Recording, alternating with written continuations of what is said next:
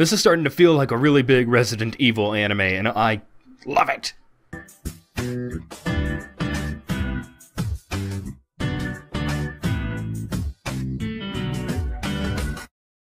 Hello everybody, my name is Meisterbloo, and today I took a look at the second episode of Kagewani Shou, the second season of this particular series. And for those of you unfamiliar with my style of first look videos for anime, I tend to do spoilers for the episodes following the pilot, so if you don't want any spoilers, I recommend you go check the show out first before seeing this video. Two things to note before I actually talk about the premise of this episode. First, there is a really beautiful piece of music at the beginning of this episode when you first see the creature featured in this one. It is this really nice, like, opera-type ominous music, and it's just very beautiful, so make sure you listen out for that one. Secondly, because of this show's particular style of animation, a couple of action scenes in this episode don't really seem to work too well, and I found myself getting a little lost, because this show's animation doesn't really work too well with fast movements. The only exception I've really thought of is in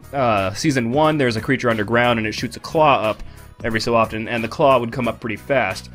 But having full creatures move or having people run fast and everything doesn't really seem to be the strong point of this series. However, the rain really did look good in this episode. The rain looked fantastic. It works really well with this style. On to the premise. This is episode 2, Pursuit, and it takes place on a train following what happened at the very end of episode 1, where a prisoner named number 44 is being transferred to another location, and they are taking this train to do so. He is being led by a detective and some police officers on this train. The train is boarded by a giant monstrous creature, and if you do think that's convenient, it is convenient, but there is a reason. The reason is that this person, number 44, is Banba-sensei from Season 1, as we probably all predicted. And because he is now the Shadow Crocodile, creatures tend to gravitate towards him, which is cool because that means it's going to do a reverse of what happened in Season 1, where he is chasing every creature.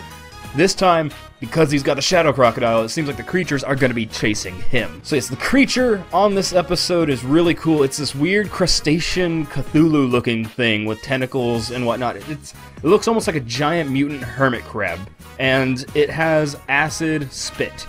And it uses acid spit in very creepy fashions. The detective reluctantly allows Banba to help him get rid of this creature, and the way they do so is really cool. They actually utilize the creature's own attack against it, and it works really well. But the reason I say this is starting to sound like a Resident Evil thing, even more so than it already was, is that at the end of this, first off, I noticed it on Banba's suit.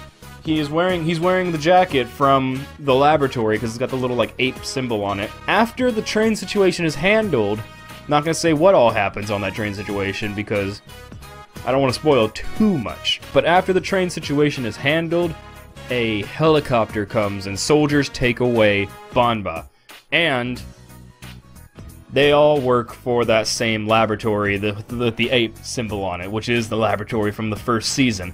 And it zooms out from a video call, I think, and there's a man in a long white lab coat saying, "It's been a while, Banba-sensei." My prediction is that this is going to be another student of his that was working with the previous one, because I don't know how that guy would have survived. I don't think he would have. He was probably dead unless he did something crazy to himself, and if so, that's just going to make it even more Resident Evil. So yes, a great episode. I really liked it. I can't wait to keep watching more. This show it's getting really good. I love the idea that these creatures are now going to be coming after him instead. I've been Meisterbloo, and I will see you guys all in the next video. So until then, everybody, peace out.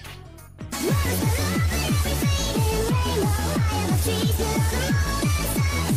back.